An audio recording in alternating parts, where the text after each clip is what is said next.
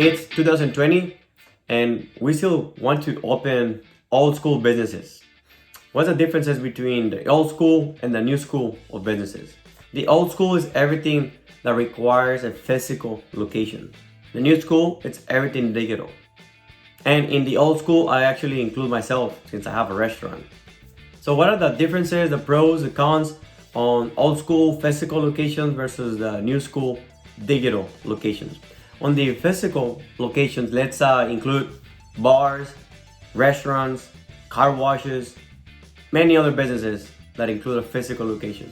Usually we choose those businesses because it's a given. Lots of people are gonna eat, lots of people are gonna go to bars, they're gonna take the cars to the car wash. There's a lot of reasons, right? Pretty straightforward. But why are those not so good ideas anymore? Let's just start with the cost of entry for a physical location. Let's do some math and see how much would it cost to open, let's say, a restaurant or a bar. We need to find the location, and let's say we don't build it. We just find a location and we start building around it.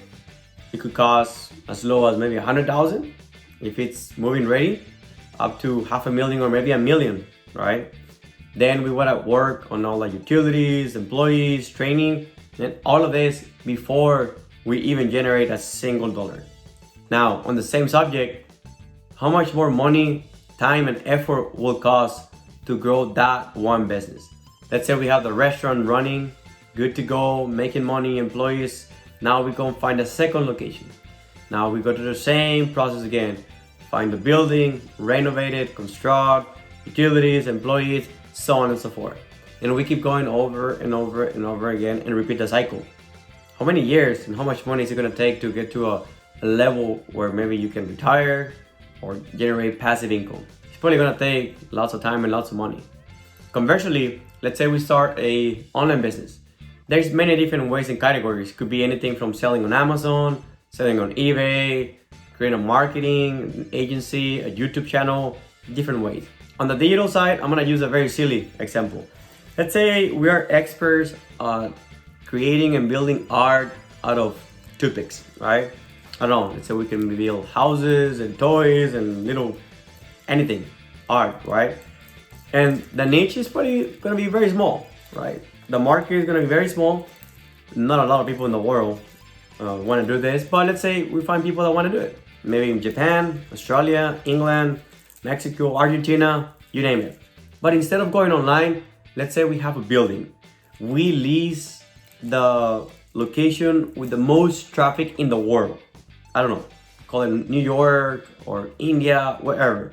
Lots of people. So, do you think we'll be making money? Probably not. We're probably gonna go out of business before we sell something. Especially if we get the most congested location in the world with lots of traffic.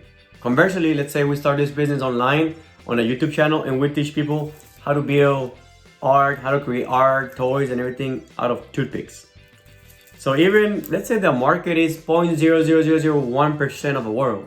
Well, 0.00001% of the world is a lot of people. And even if we make just $10 out of each class, out of each video, it's gonna be a good amount of money.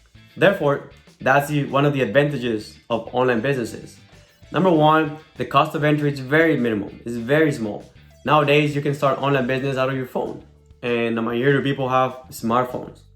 Number two, the profit margins. That's very, very important. So if you're looking to different businesses that require a physical location, you gotta pay your rent, you gotta pay your license, your employees. You have all of these fixed expenses, whether you have sales or not, which makes your profit margins very tiny. But with online businesses, you can start with just your phone, internet, and that's it. So for every dollar you generate online, you can get to keep up to 30, even 40, or maybe 50% of every dollar you generate. Whereas on a physical location, you can keep 3%, 5, maybe 10 or 15%, depending on the business. So the question is, which one you want to spend most of your time and effort? Whether you have the money or not. Do you want to focus on something that takes a long time to grow and requires a lot of money and a lot of effort, or something that requires less effort, less money, has greater potential to grow, and the margins are greater? So even though physical businesses will be needed for a long time, given that people need restaurants, car washes, and I believe all of those are going to be innovated and transformed into things more efficiently, where probably you need less square footage. They're going to work with robots and automation. But at the end of the day, it's not so much about whether they make money or not. It's what you want to do. You want a business that will give you some freedom, make money. You can make money remotely. You can grow faster and have better margins, or something that is proven that you can make sales today, but it's going to cost a lot of time, a lot of effort, a lot of money. If you have any questions, any comments, any suggestions, feel free to let me know. Thanks for watching. Have a good one.